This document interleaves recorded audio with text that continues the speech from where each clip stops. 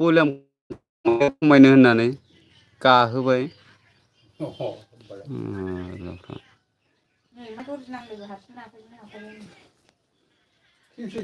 खिसिखौ लानानै जि सोलोंफादोलै नोङो आंनि माबाखौ स्वेटारखौ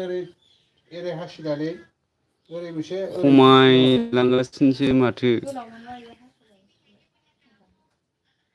जायो दा माथो बिदि सोलोंबानो जाया आखाइजों माबा फैसा गारबावना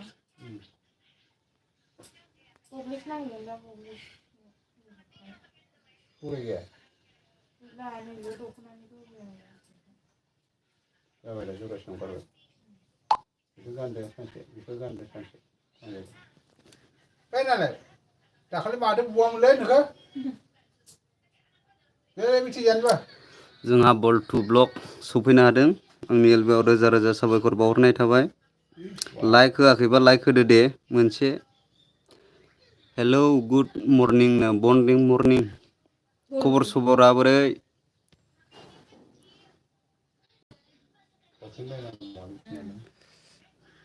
जोंहा बल टु ब्लकआ बुंदों माया खमायखो हो साबानो खमायलायबाय खमायलाय बारायलाय जोंहा एखे बड' ब्लगआ बुंदों लाइक दान थेंक इउ लाइक होनायनि थाखाय ब्र' खबर सबरा बोरै पाटा पाटि कमेन्ट गाव सिलाजोबनानै होदो दे जोंहा बल टु ब्लगआ बुंदों मा गल जाखो बियार ब्र' नेटानो गैलालाय नै दावखोलाय फासलाय जोंहा एखे बड' ब्लगआ बुंदों हेलौ ब्र' सालथे मा ओंख्रि जाखो जोंहा बल टु ब्लगआ बुंदों लाइक दान ब्र' थेंक इउ लाइक होनायनि थाखाय रोजा रोजा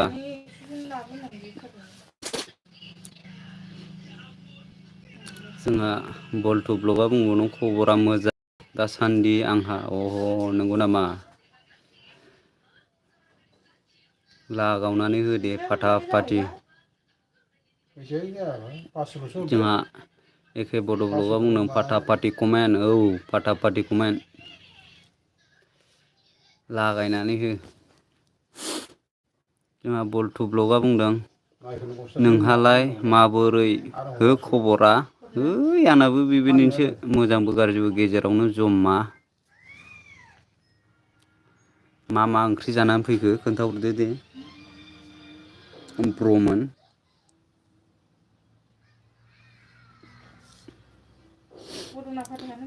एखे बड' ब्लगआ बुंदों गय फेबाय नंगौ नामा गयाबो फेगलायो होनबा नोंनाव एखे बड' ब्लगआ बानो ओरैसै जोंहा बल टु ब्लगआ बुंदों बे मेथाइ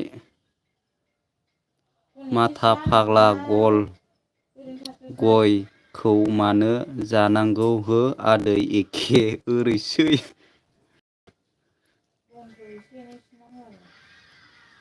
जोंहा एखे बड' ब्लगआ बुंदों गय गोरलैसो ह नंगौ नामा गय गोरलैखौलाय मानोथो जानांगौ जाखो दे कमेन्ट खालाम थाबनो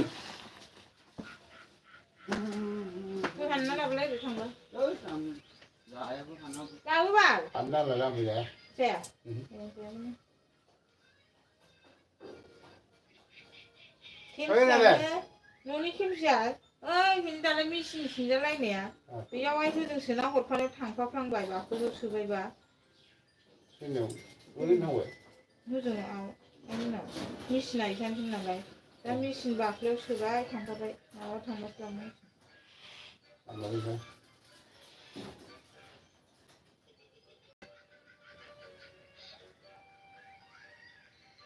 सिलाय मेसिन बायनानैहाय 5,000 होथारनो सुग्रा सोरबानो गोदानफोरनो लाखागोन दाम जाबाय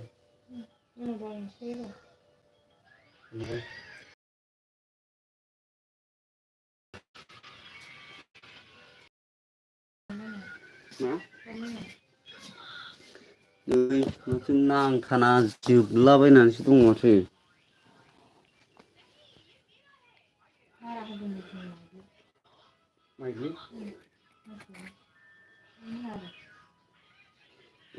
कमेन्ट खालामदो ब्रमोन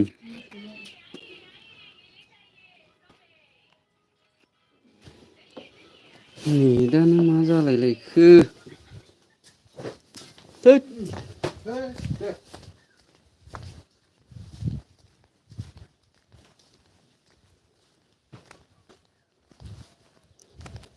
कमेन्ट खालामदो दे कमेन्ट नेटानो नांथालायबाय आंना आहा जोंहा मौसुमि बि अफिसियेल सफैनो हादों रोजा रोजा साबायखर बावहरनाय थाबाय नोंनिसिम नै मैया फैनो हायाखै आंहा दिनैसो नुजाफैथारबाय आं ओरैसै नंगौ नामा दे फाटाफाटि कमेन्ट खालाम आं नोंनो आइडिखौ हरजोब्बाय दे मौसुमि थांबाय नामा नोंलाय कमेन्ट खालाम दे लाइक होआखैबा लाइक होनानै हो दे सानजौफुनि मा ओंख्रि संखो मौसुमि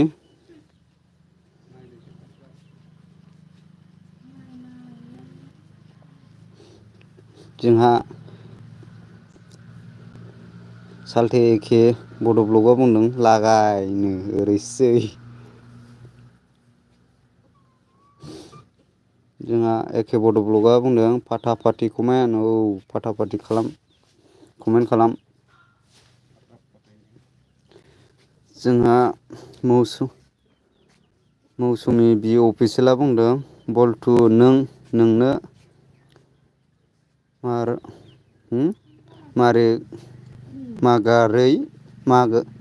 मागारै दे होनो जोंहा मौसुमि बि अफिसियेला बुंदों फाटाफाटि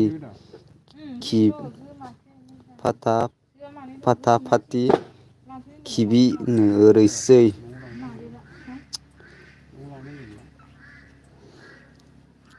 कमेन्ट खालामग्रायानो गैला नामाब्रा अबाव थांजोबखो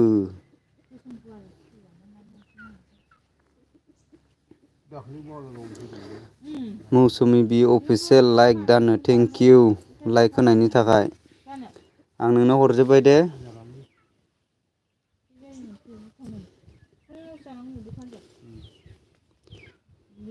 जोंहा एखे बड' ब्लगआ बुंदों जानो गैलालै थांजोबलायबायदां माथो सानैल'सै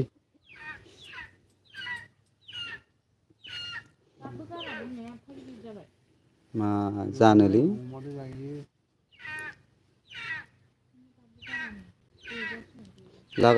लगाओ जो नया है मेरे चैनल को सपोर्ट करो दोस्त लोग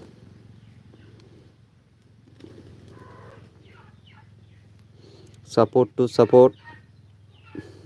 प्लीज कमेंट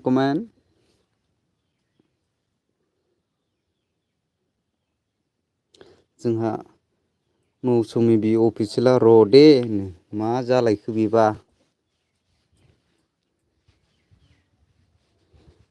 कमेन्ट खालामदो दे कमेन्ट थांजोबलायबाय नामा गासिबो बल्टु ब्लगआबो थांबाय नामा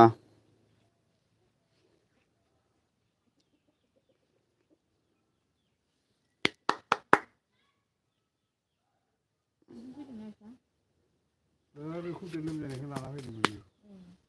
न'आव थाया रावनावबो थाया न'आव थांनो लोमजादों गुजुनाय जादों जोंहा एखे बड' ब्लगआ बुंदों लागाव बङाइगावनो औ लागाव बङाइगाव गावसिनानै हरजोब दे एखे बड' ब्लगआ बुंदों लागाव बङाइगाव थैबाय नामा आब' भिवार्स भिवार्स फैयैखायसो थांदोंमोन आं दाहाय साब आदै थोत्स गोजोननाय थाबाय नै ओरैसै लागाव थांजोबबायदांलै गासिबो फाटा फाटि कमेन्टआनो गैला थांजोबथारबाय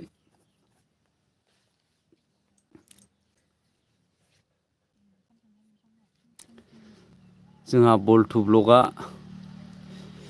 बुंदों मौसुमि बि अफिसियेल आं लोगो खालामबाय दे बेक हरफिनदो कमेन्ट चेक खालामनानै प्लिजनो ओरैसै सोरनिबा मेसेजआ भिउ जाया स' जायासै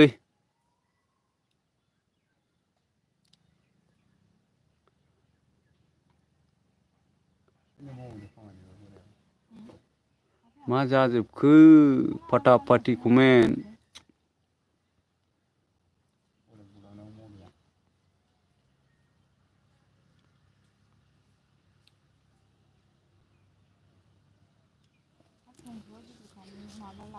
जोंहा बल्टु ब्लगआ बुंदों हायलुरि बाव मा लागाव दे फाटा फाटि कमेन्ट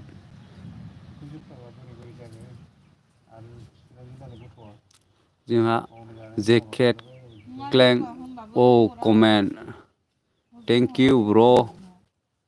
गोदानसो नामा बेलाय गोदानसोथ' आरो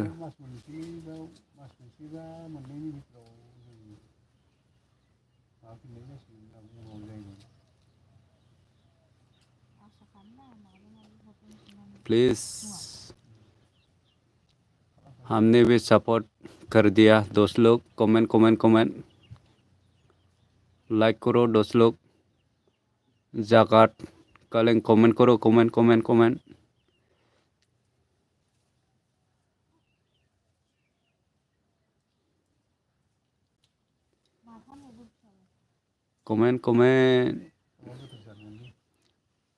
फाटाफाटी कमेंट जो नया है मेरे चैनल को सपोर्ट करो दोस्त लोग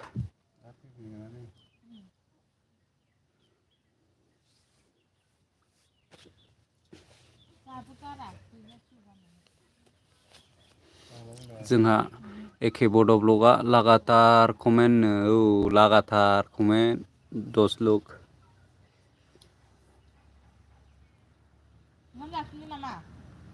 हा ओंखाम जाफिनाबा माथो खालामनो 500 नांबावथारगौमोनलै सोरनावबा जत लाला बायनायखौ लायनांसिगोन आं बे फिसाथार बिसिना दां आंनो माबायावसो नांगौ बे वालाव नांथ'वा आंनो बे गाहायनिखौ गोजो होजोबनानै दोननां जोंहा बल्टु ब्लगआ बुंदों जायाखै जागायखै लें प्लिज जइन मी ओरैसै कमेन्ट खालामदो दे मा जाखो दिनैलाय माथो थैजोबथारबायसो नामालै हाब गिदिर जादोंलै हाथाया एसे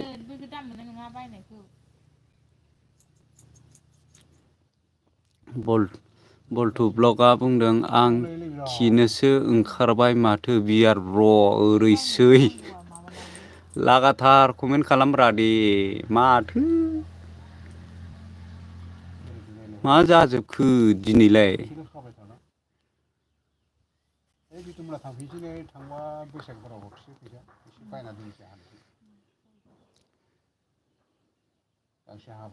जोंहा एके बड' ब्लगआ बुंदों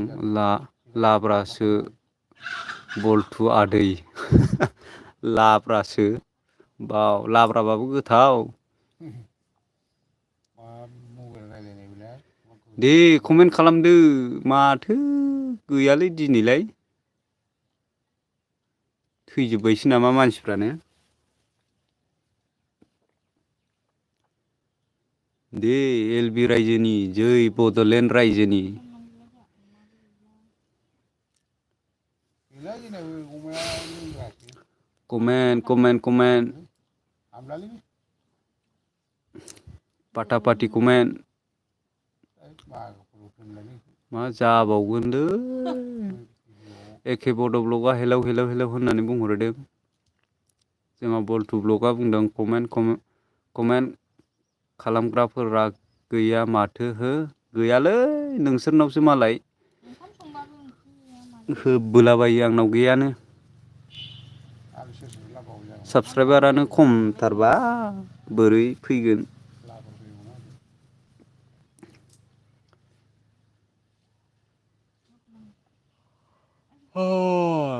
लागाव फैलानो माथो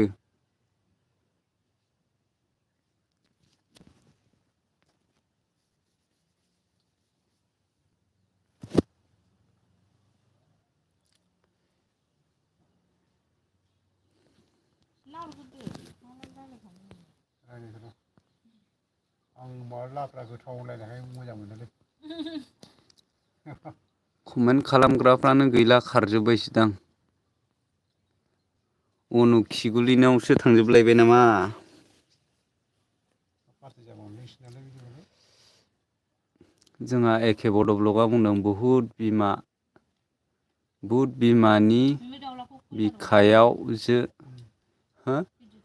बिमानि बिखायाव जों सना ने बड'लेण्ड बे हाव थैस' थांस' ओरैसै बुहुद बिमानि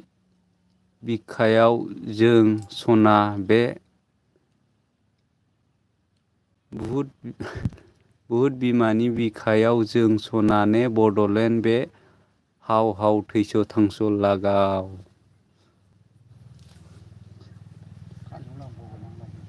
कमेंट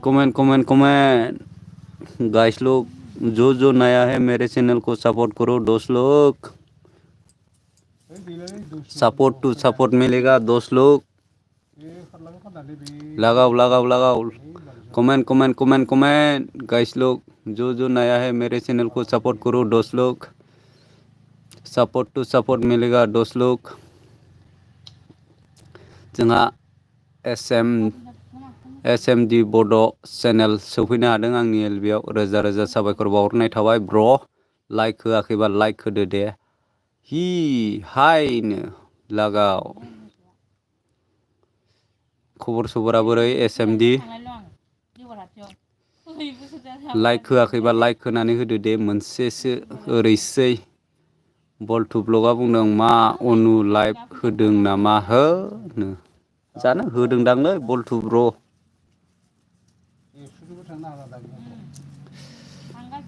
लगाओ कमेंट पाटा पाटी जो नया है मेरे चैनल को सपोर्ट करो सपोर्ट मिलेगा दोस्त लोग जोंहा एसएम बड' ब्लगआ बुंदों गुड मर्निं ब्र खबर सबरा बोरै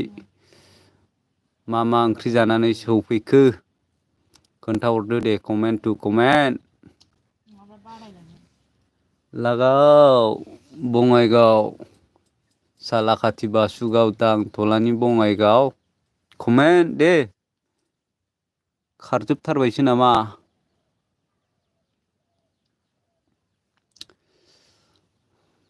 कमेन्ट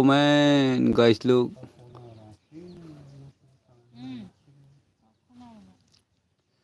कमेन्ट जोंहा सजेट मि लाइफ होननानै बुंहरदों हेलौ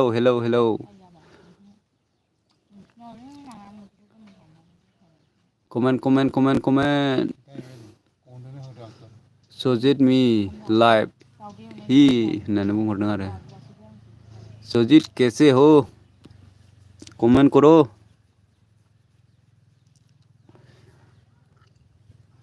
जोंहा एखे बड' ब्लगआ होनदों दे कमेन्ट खालामनो नावदो दा रायलायबाय था आंबो खानाखै गा होनना बुंहर कमेन्ट दे थांलाला जोबजोब्बायसो नामासै ओरैसै दे कमेन्ट खालामदो गाव सिला हरजोबदो एसे इन्टारेस्टनो डाबल इन्टारेस्ट जानायनि जोंहा एखे बड' ब्लगआ डाबल इन्टारेस्टनो औ डाबल इन्टारेस्ट खालामदोंमोनलै माथो जाखो जोंहा बल्टु ब्लगआ बुंदों hello hello hello hello hello hello होननानै आयौ ओरैसै कमेन्टखौनो खालामला माथो जोंहा बल्टु ब्लगआ बुंदों ब्र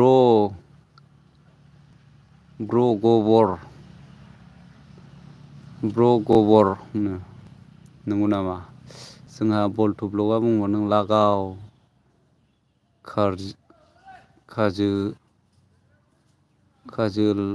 काजोलगाव लागाव काजोलगाव हौ नंगौ नामा जोंहा सजित मी लाइवा कमेंट टू कर रहा हूँ भाई ठीक है कर दो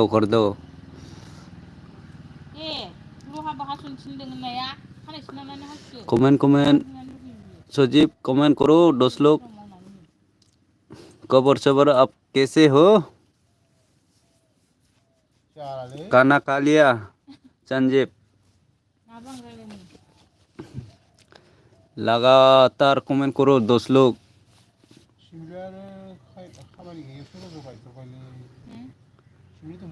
प्लीज सपोर्ट मी जो नया है मेरे चैनल को सपोर्ट करो और सपोर्ट मिलेगा 10 लोग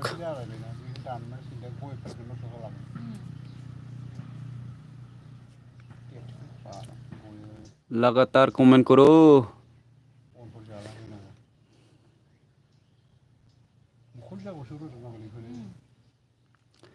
comment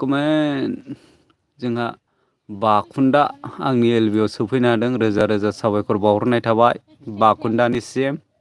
hello guys comment please ओरैसै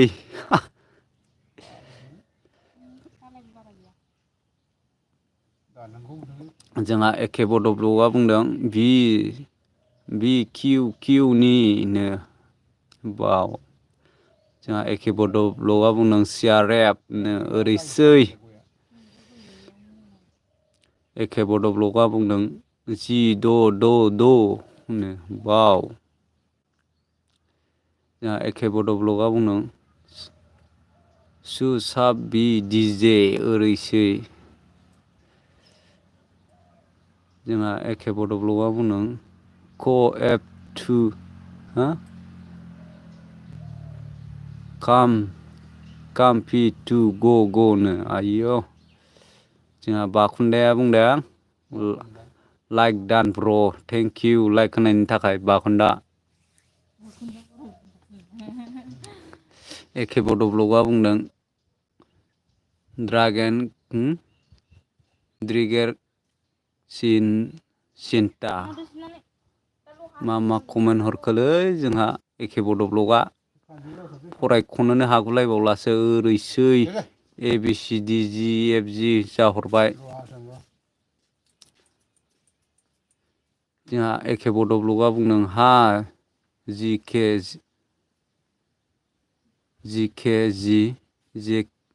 JK if टाइमनो बाव माबा ABCD सो हरलालाजोब्बाय माथो साब्रै गाहाम दङ कमेन्ट खालामदो दे लागाव जोंना बाखुन्दाया एनिफ्राय जेदसिम होहरसिगोन नामा बेलाय 26टा जोंहा एखे बड' ब्लगआ बुंदों हायनो दे लागातार कमेन्ट खालामदो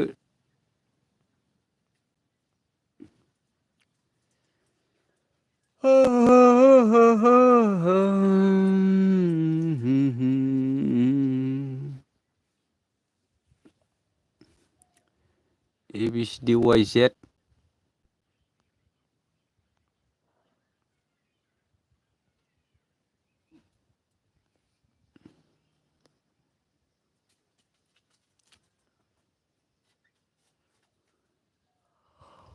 Nani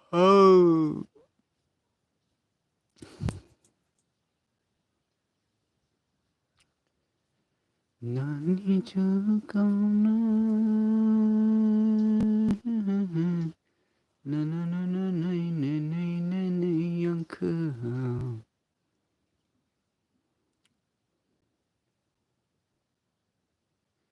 la na ni tanggang nang yang kau.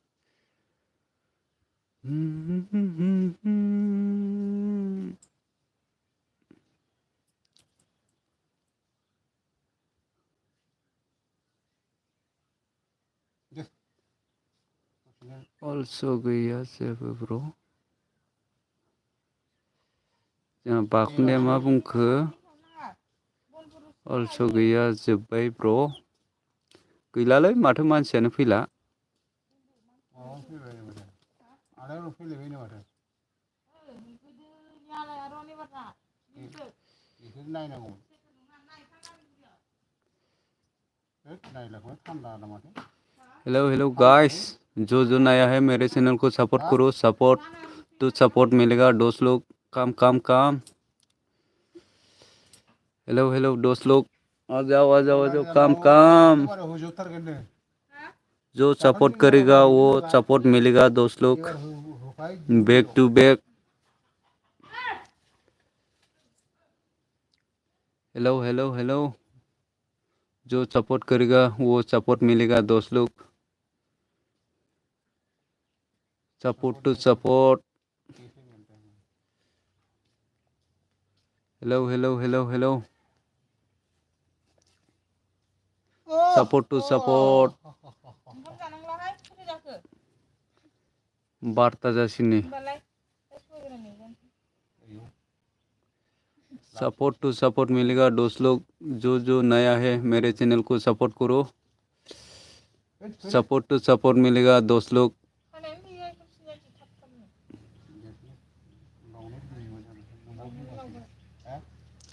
Support to support comment comment comment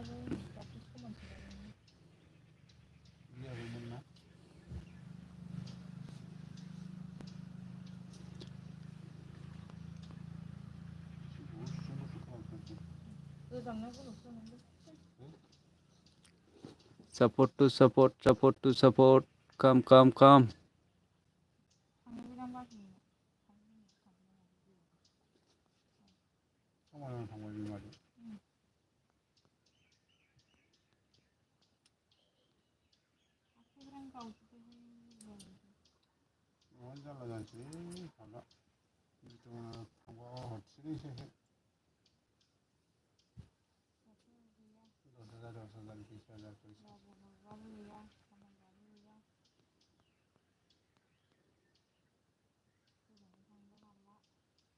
गयनि फैसा लायदोंमोन लायथ'वासैमोन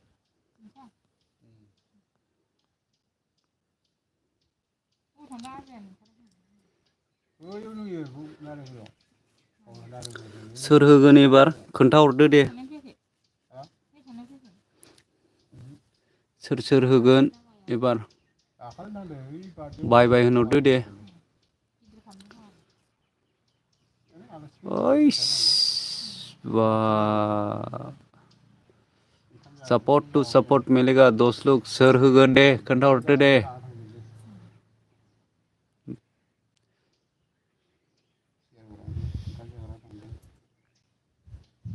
बाय बाय लिखो बोल्टू कहा गया बाय बाय लिखो बोल्टू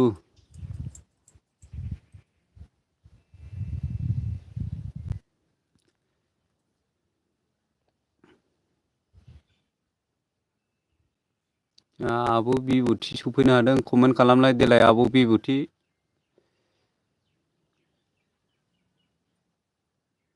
खबर सबरा बोरै आब' बिबुथि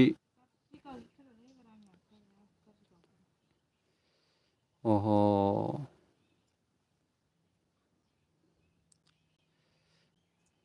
जोंहा बाखुन्दाया बुंदों आं दसे अफ जाथ'नि दे जोंहा बाखुन्दाया बाय बाय होनहरदों आरो जोंहा आब' बिबुथिया अन होननानै बुंहरदों थेंक इउ आब' बिबुथि नोंहा दासो सफैनो हाबाय नोङो आब' बिबुथि दे एके बड' ब्लग बाय बाय एके बड' ब्लगआ अन खालामगोन नामा एलबि अन खालामहैदो दे ब्र'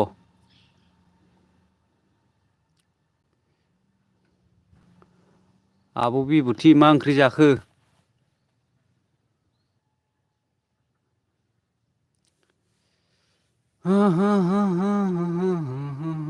जोंहा SBT ब्लग सौफैनो हादों आंनि एलबियाव रोजा रोजा साबायखर बावहरनाय थाबाय नोंनिसिम लाइक दानो थेंक इउ लाइक होनायनि थाखाय खबर सबरा बोरै जोंहा एके बड' ब्लगआ बुंदों आइ लाभ इउ टु अन ओरैसै दे बल्टु ब्र' अन खालामहैदो जोंहा SBT ब्लग सफै SBT ब्लगआ बुंदों मा बा मालायसो 1K जालायबाय ओरैसै माला 1K जाखो गावनासो जाबायदां जोंहा SBT ब्लगआ बुंदों खबरा अफसो ओरैसै अफसो जाबावबाय होनबा लागाव बङाइगाव जोंहा बल्टु ब्लगआ बुंदों आं अफ जाथ'नोसै ब्र' दसे दे जा जोंहा आब' बिबुथिया थांलायलायबाय नामा दे सोर दङ कमेन्ट खालामबावदो दसे बालाब गासे ओरैसै रोंगोन जानो नोङो SBT ब्लगआ बुंदों दे आइडि हरदो आंनो भिडिअ'आव ल' कमेन्ट खालामना दोन ओरैसै बा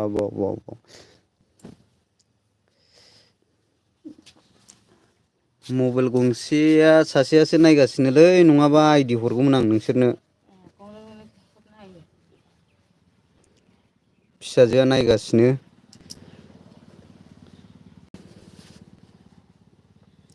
जोंहा SBT ब्लगआ बुंदों आइडि नांगौबा कमेन्ट खालामना दोन ओरैसै बा दे आंनोबो होनबा आइडि हरदो मोनसेसो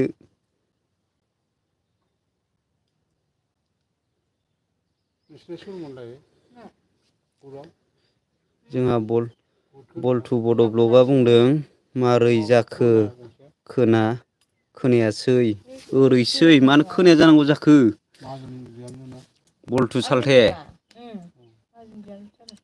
जोंहा आब' बिबुथिया मा बुंखो आं आलासि जाफैदों आगै बा आंखौ लांफागुलायाखै माथो नोंलाय आब' बिबुथि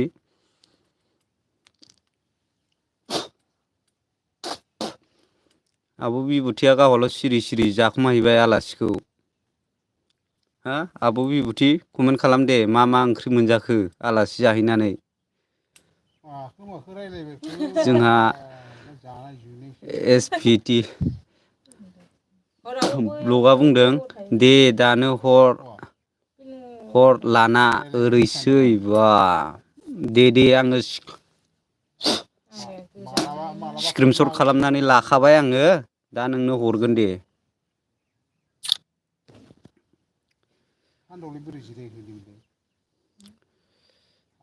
कमेन्ट खालामदो दे माथो गैलानो थांजोबलायबाय नामा दसेनो स्रिं स्र'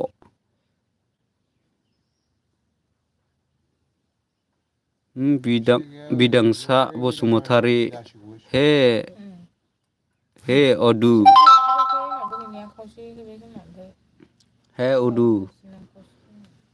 प्लीज कमेंट जो नया है मेरे चैनल को सपोर्ट करो 10 लोग सपोर्ट मिलेगा 10 लोग जोंहा अविनाश लाक्रा हेलौ होननानै बुंहरदों हेलौ हेलौ हेलौ ब्र कैसे हो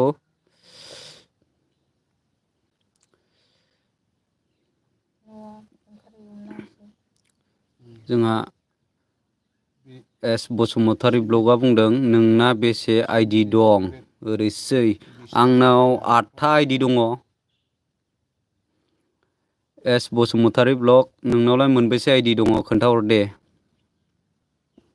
जोंहा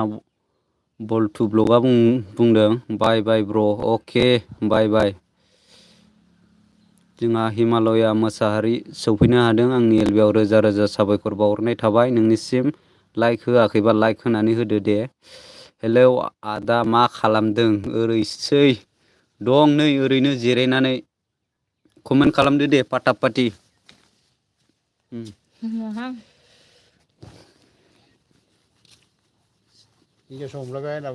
कमेन्ट खालाम दे लोगोफोर कमेन्ट बोखोनाङा थावर नांगोना नाङाखै नै फैबाय दे फरायनानै हरदो दे एसबि बसुमतारीनो बाफा बुरजा आइडि आंना मोनथामल'नो दं हिमालय मुसाहारिया बुंदों नों मा मावो आदानो नों मा मावो आदानो जेबो मावा जोंना आदाया हाजिरासो मावलाबायो दुरबलसो खालामबायलै माथो नोंखौलाय कमेन्ट खालाम कमेन्ट होनानै बुङोब्ला कमेन्ट खालामदो लोगोफोर दे रोङाखै दा एसे कमेन्ट करो कमेन्ट मा जाखो माथो रावबो हरला फट'नो आंनि आइडिखौ सोंनो हायालै नों एसबि हिमालय मुसाहारिया बुंदों मा आइडिनि खोथा बुंदों आं बुजियाखै आदानो खोन्थाहरदोब्रा मानो खोन्थाहरदो होनदां मानो ओंखायनोथ' आं बुजियानोबा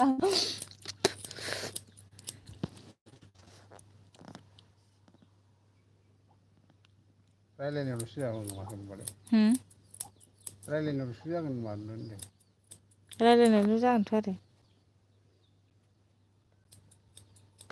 आदाया जोंना नै बेलेग खामानि मावथ'दों आंसो लाथ'दों मबाइलखौ आंबो बारा रोंलाय लाङाना जिमाइल आइडिनो एसबिआ बुंदों एसबि देहा जिमेल आइडि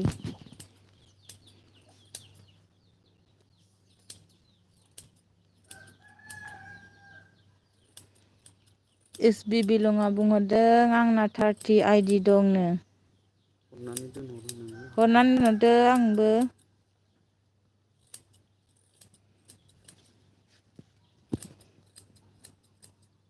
इमान बुरजा आइडि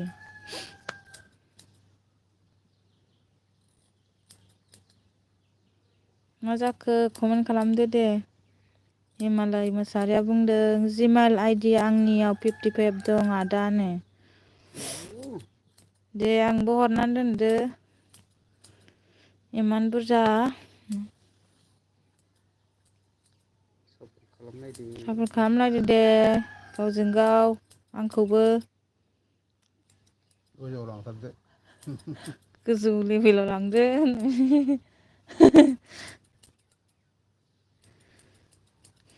बर'जों बर' देरलायनांगौना होननानै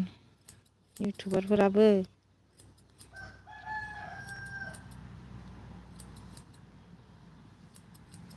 मा जाखो माथो रावबो कमेन्ट खालामला कमेन्ट खालामदो आखाइ सायोलै बेजों एसबि बिलङा बुंदों सासे मानसिया 30 आइडि मोनोबा सानबाजों 1K जागोन माथो होनदों आरो बुंहरबावदों एसबिआ हिमालया आंखौ साब खालामलाय होनदों दे खालामदो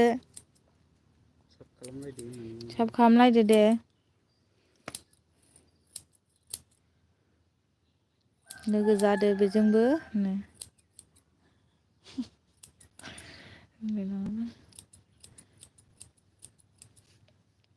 एलबि फरायग्रायानो मिनिबाय थायो। गोदानसोना एलबि फरायग्राया ओंखायनो रोङाखै रोङाखै जागोन एस बसुमतारिनो एस बि बसुमतारिया आंबो हरगोन दे जोंहाबो बिबुथिया थांबाय नामाथाय आंबो बिबुथि गैया एस बि जों हिमालयाजोंल' फैगासिनो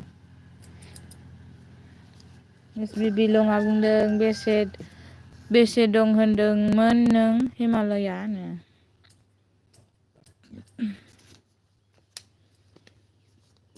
रायज्लायबाय थाग्राफोरा थाब हागोन बिसोर लिरना हरनायखौ फरायनानै खोन्थाहरनांगौ आरो हिमालयाना 55 आइडि दंनो 55 हिमालय मोसाहारिना 55 दंनो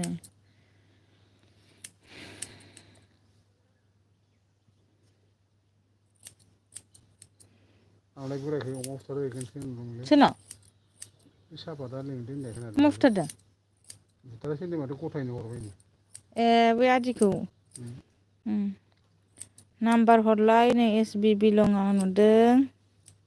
एस बि बसुमतारिया नाम्बार हरलाय नो सोरनि नाम्बारखौ बिहरखो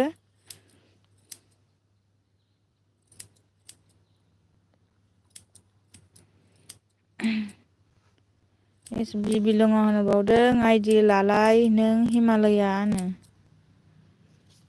दे माबानि थुनलाइनि ना निबासनिमोन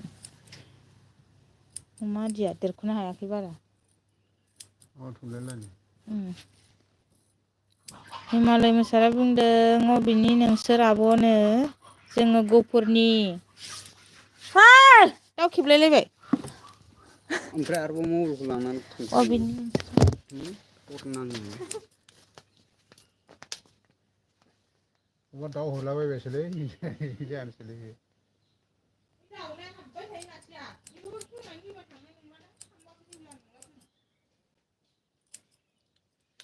आखाइ साजोबोलै फिसा नालाय बुस्थुआ गोजौनिखौ गारला दा बनानै न'आव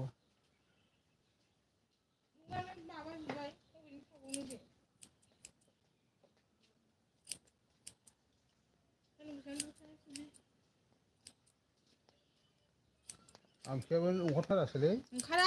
सानसेबाबो नाय बियो मबाइल होनबाथाय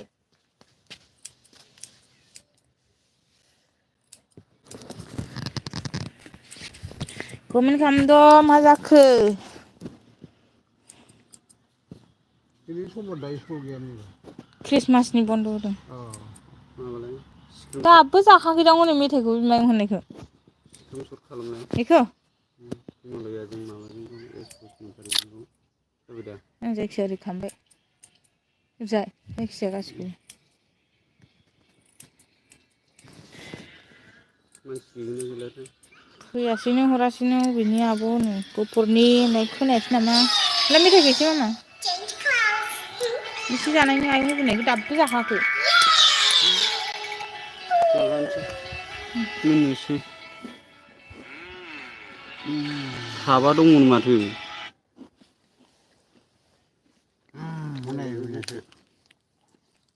आब'मोनहा ख्रिस्टमास जाया नामा जोंना जायखिया मानो बे खाथियाव फैफाखो जोंहा ख्रिस्टमास जाया जों हिन्दुसो ना ब्रह्मसो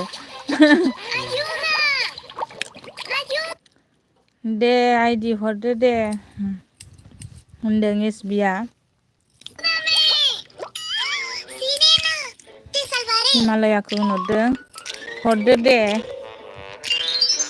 आंबो हिन्दुनो दे हरलायलाय दे आइदिखौ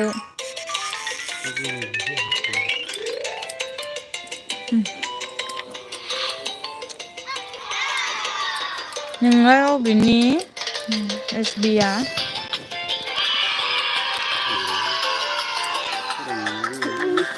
जाला मेथाइखौ जाला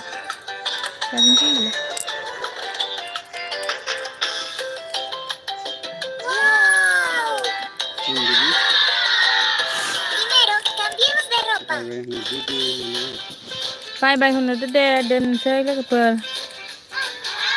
SB बसुमतारी बुंदो आं धेमाजिनिनो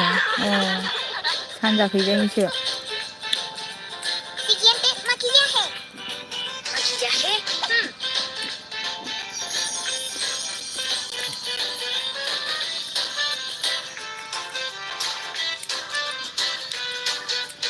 गफुर बाना मानो मोजां गफुर मा गामिनिनो हायजेंबारिनि गफुर हायजेंबारिनि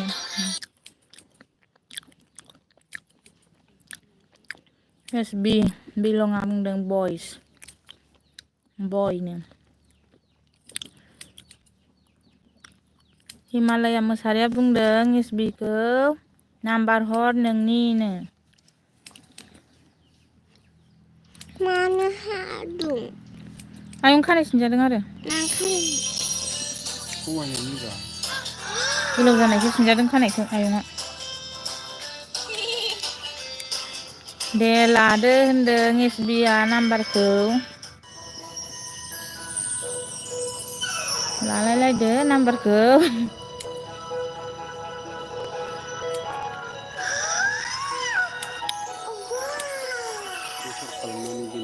नाम्बार गैया हैयाव हराखै माथो लाबायना माथो नाम्बारानो फैयाखै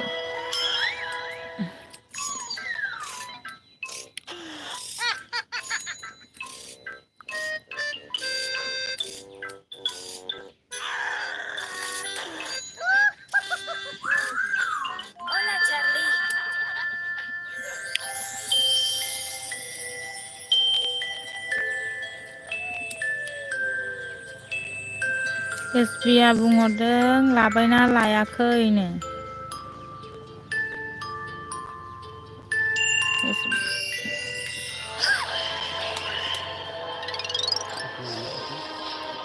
This is Mrs. and help for reception.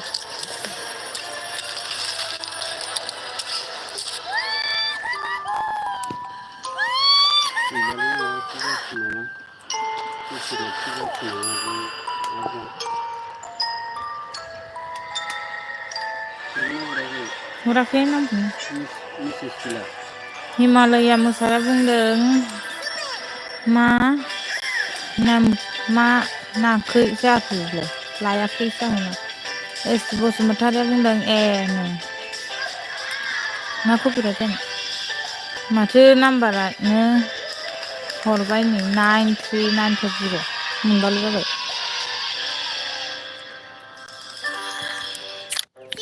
सिखोनखौ खालामबाय लाबाय दे नाम्बारखौ SB बसुमतारिया लादो दे हिमालया मोसारिया बुंबाय आब' 28आव लोगो हमनो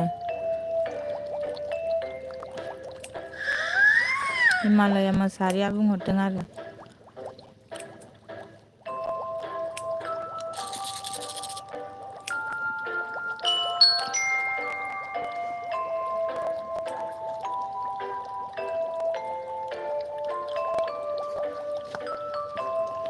लाबायना लाबाय दे नाम्बारखौ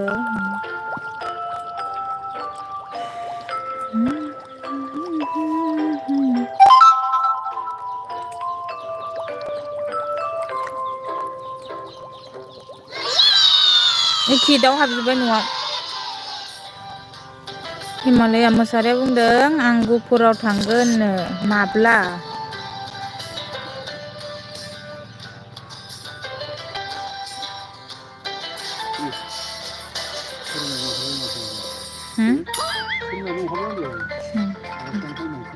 हिमालया SB बसुमतारिया बुंदों हिमालया लाबाय नामानो नाम्बारखौ लागोन लायाखै खोन्थाहरदो 28आव मानि जानुवारिनि 28आव हिमालया बुंहरदों जानुवारिनि 28आव नामा नोंसिनाव फैगोनदां देलफोरनि मा नामाया आंनोबो हरदो एसे आइडिखौ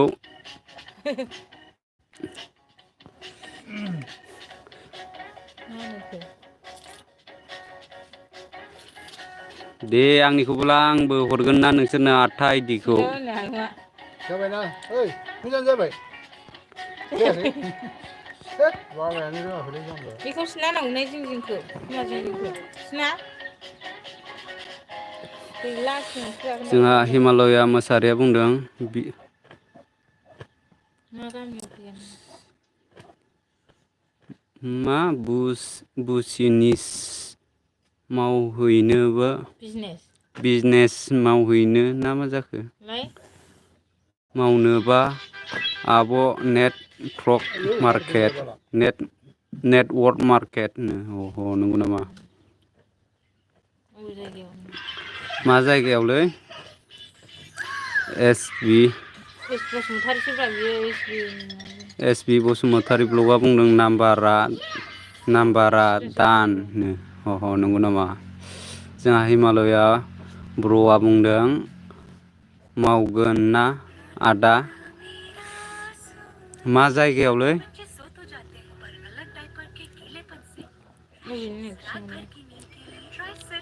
हिमालया ब्र' नोंलाय अबेनि जाखो खोन्थाहरलाय देलाय जोंहा एस बसुमतारी ब्लगआ बुंदों दान नाम्बारा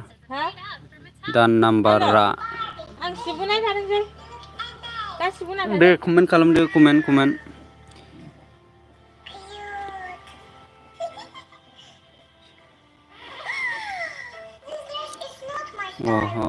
जोंहा हिमालया मोसाहारि ब्लगआ बुंदों अनलाइन मावनो हायो नंगौ नामा अनलाइनजोंसो होनबा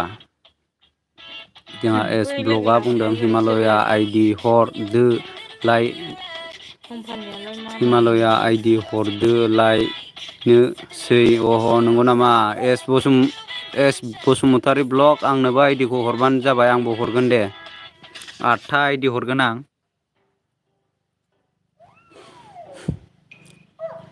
जोंहा हिमालया मोसाहारिया बुंदों मबाइलजों जागोन दे जागोन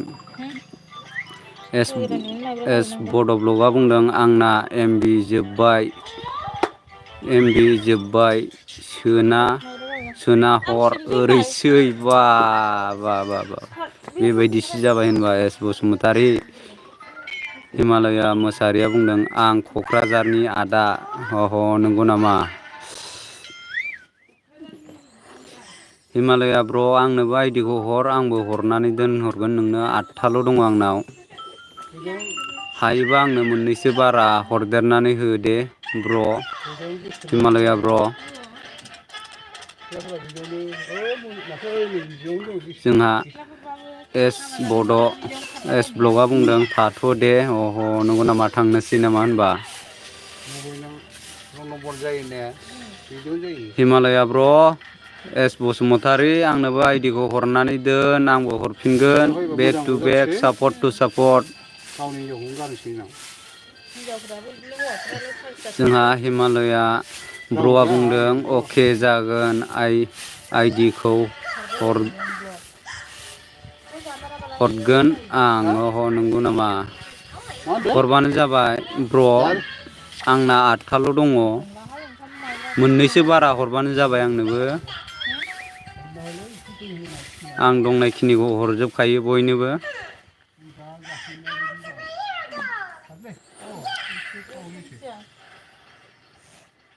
दे बाय होनहरदो आंबो नोंसोरनो हरगासिनो आंनोबो हरफिनबानो जाबाय बेक टु बेक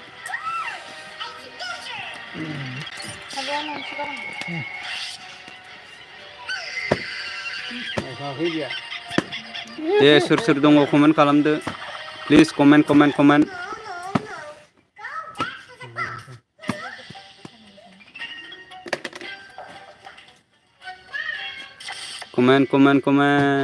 कमेन्ट खालामदो दे